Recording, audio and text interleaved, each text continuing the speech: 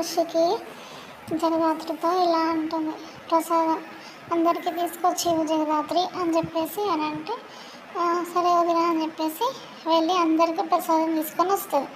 కానీ మేఘన చేసినది ఇమాజినేషన్ చేసుకొని మనసులో ఇలా అనుకుంటుంది, ఆ జగదాత్రి ఉప్పుని పంచదార అనుకొని వంటల్లో వేసేసింది, వంటలన్నీ ఖరాబ్ అయిపోయినాయి, అందరూ దాన్ని ఇప్పుడు తిడతారు, నాకు కూడా కావాల్సింది అదే అని చెప్పేసి ఇమాజినేషన్ చేసుకుంటుంది, మనసులో అనుకుంటుంది.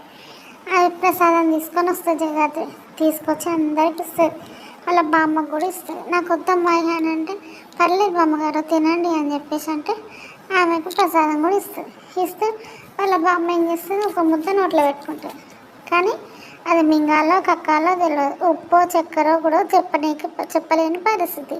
అసలు ఏం జరుగుతుంది, అది నిజంగా ఉప్పు వేసిందా పంచదార వేసిందా, లేదనుకుంటే జగదాత్రిని తిట్టేయాలని చెప్పేసి మేఘన పంచదార స్థానంలో ఉప్పు పెట్టిందా, ఉప్పు పెడితే జగదాత్రి పసి కట్టేసి తన ప్లాన్ తనకే తిప్పి కొడుతుందా, అసలు ఏం జరుగుతుందో రేపటి ఎపిసోడ్లో చూద్దాం.